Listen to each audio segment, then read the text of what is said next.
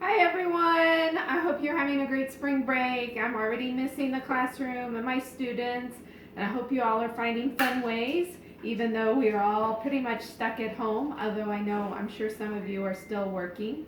I wanted to talk to you about one of the tools that we use in our classroom that can be really useful at home, especially as I see some of my friends post about the struggles of educating their children at home.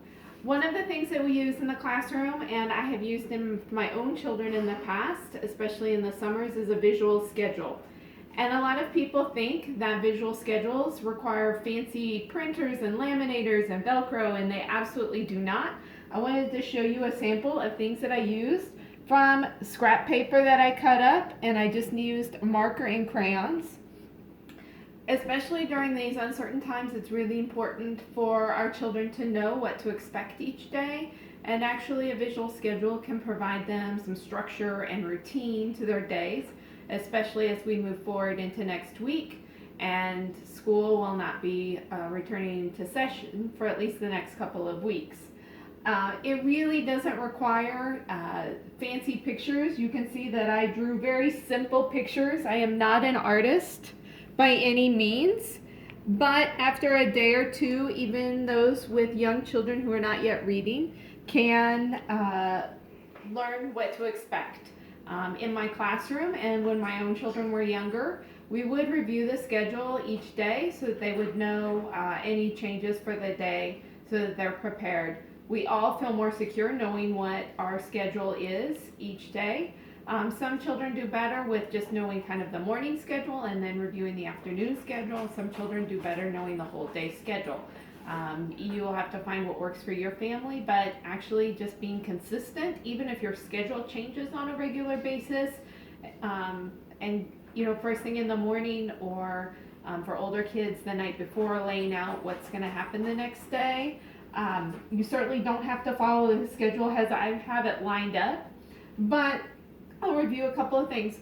One is even young children, 3 and 4-year-olds, can do some simple chores around the house, help them to feel a part of the family and that they can contribute and that they have meaningful tasks to do. It can be as simple as putting away their laundry. It can be as simple as matching socks or putting forks and spoons and butter knives away after the dishes are washed. My own daughter learned how to scrub a toilet at 5. So really what you're comfortable with, are they going to do it perfectly? No. But learning some small responsibility around the house is good for all of us. As we go into schooling from home, giving your child blocks of work and then breaks. I put in here a brain break. That could be as simple as having a dance party for 5 minutes, or go outside and walk around the house 3 times, or 10 jumping jacks, something just to break up. Especially our young children's 4s and 5s are not meant to sit at a table all morning long doing work.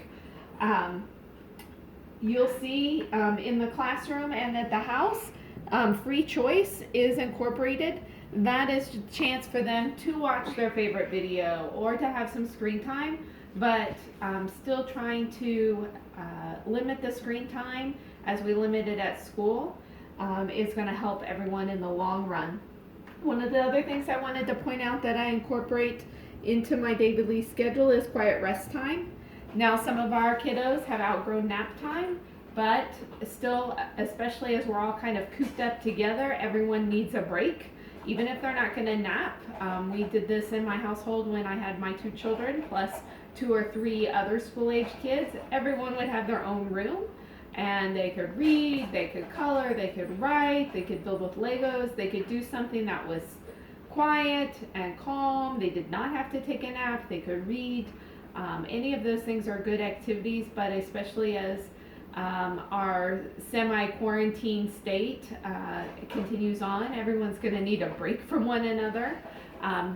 If you don't have enough rooms in your house, you could build a blanket fort under a table.